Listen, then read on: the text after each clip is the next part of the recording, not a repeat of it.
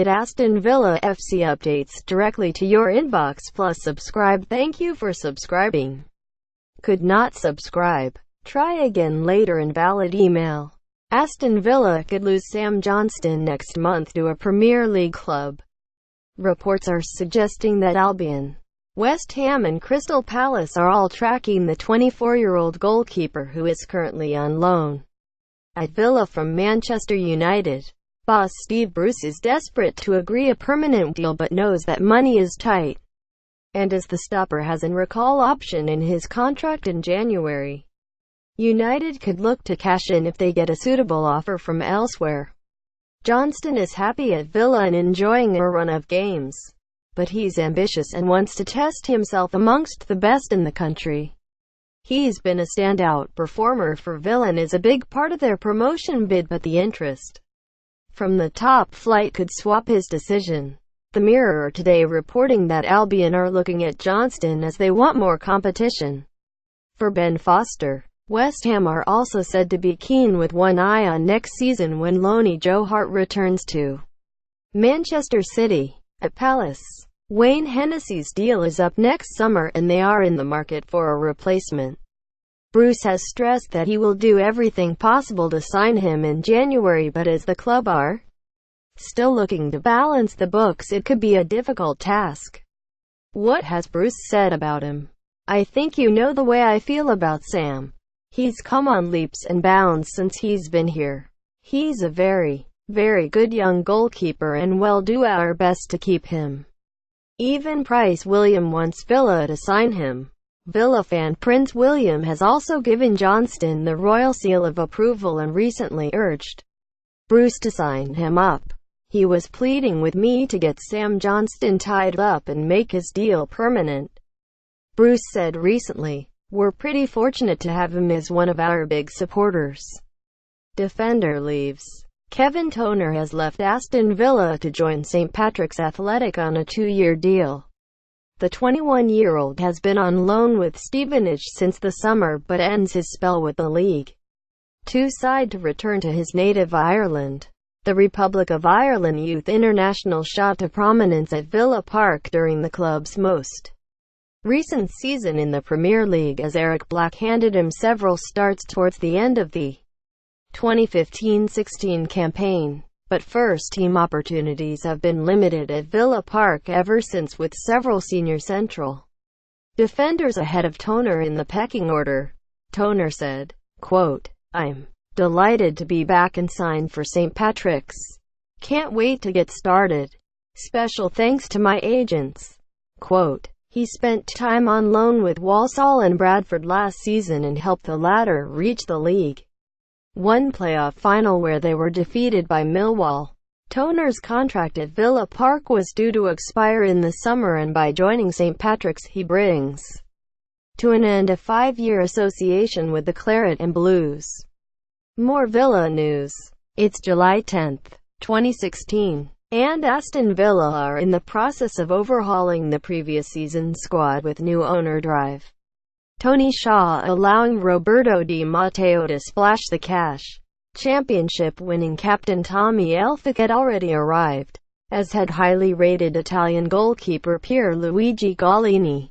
But the next move was perhaps the most eye-catching transfer of Villa's colossal summer spending spree. Aaron Cibola, a 21-year-old midfielder with little experience in the Championship, bought for $5 million from Reading. Cibola, who will turn 23 in January, had made 17 senior appearances for Reading with a further 23 outings for League Two Hartlepool United, taking his tally to 40. Image. Aston Villa FC. He didn't appear to be of the caliber some of Villa's immediate rivals for promotion were snapping up for far less, but a glowing recommendation from assistant manager Steve Clarke, who had managed Cibola at Reading, saw Shaw part with the cash. Di Matteo initially saw Cibola as one for the future who could be developed with fleeting cameos alongside more experienced midfielders. Christmas Football 2017, a guide to every match being shown over the festive period, However, such a hefty price tag for an unknown quantity needs to be justified. There were glimpses of Chibola's obvious talent. Villa were being battered by Newcastle United at Villa Park in early September before Chibola's half-time introduction prompted a tactical reshuffle to make it a more competitive battle.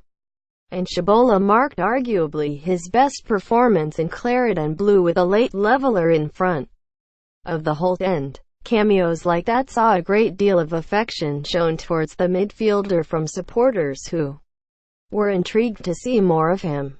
Steve Bruce's appointment in October should have been the beginning for Chibola. Bruce started him against Wolves before persisting with the more experienced Mile Jedinak, Ashley Westwood and Gary Gardner, knowing all the while that major midfield surgery was needed in the January window. A tough Christmas schedule. A midfielder allowed to leave and Terry's big fan, the Aston Villa talking points. Villa signed Henri Lansbury and Conor Aurihane to allow Chibola to head out on loan to Nottingham Forest. He played 4 games at the City Ground as Mark Warburton opted for experience in the Reds' battle against relegation. Chibola returned to Villa in the summer and a more suitable loan move was sourced as he linked up with MK Dons in League One. But after just 12 league appearances, the Dons cut Chibola's loan spell short 6 months before it was due to expire. Villa Chiefs were understandably disappointed and are beginning to put plans in place for Chibola to be shipped out once again in January. Bruce will not consider him for first-team selection at present, and outings for Kevin McDonald's under-23 side are also unlikely, with the manager keen for Villa's young guns to play regular football. There are interested parties, but a move will depend on where Chibola is prepared to go. A record transfer and the end of an era, what Aston Villa fans can expect from 2018. Several Scottish clubs were keen last January, but there was a reluctance from both Villa and Chibola to go north of the border. That could be a solution this time around, though. Former mentor Clark, now manager at Kilmarnock, is thought to be monitoring the situation, as are other Scottish Premier League sides. Villa have paid over the odds on so many occasions in recent years, and in some ways, Chibola's career has been judged on his hefty price tag. He didn't choose to become a $5 million player, that's just what Villa chose to pay for him, as a means of blowing other interested parties out of the water. Clearly Chibola needs to find a way to showcase his skills once again, though, and a loan move next month will give him the best possible chance of achieving that.